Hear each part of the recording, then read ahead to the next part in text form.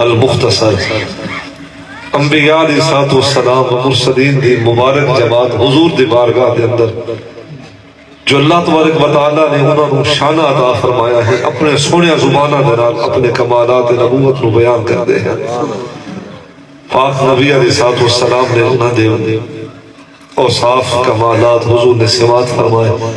پھر میرے پاک نبی علیہ الصلوۃ والسلام نے بھی خطبہ نبوت ارشاد فرمایا وشرح لی صدری ورفع لی ذکری وجعلنی فاتحا وخاتما فرمایا کہ اللہ تبارک و تعالیٰ دی حمد ہے میرے رب نے جہانہ دے واسطے میں رحمت للعالمین بنایا اللہ تبارک و تعالیٰ نے میرے سینے نو کشادگی عطا فرمائی حضور نے فرمایا کہ میرے رب نے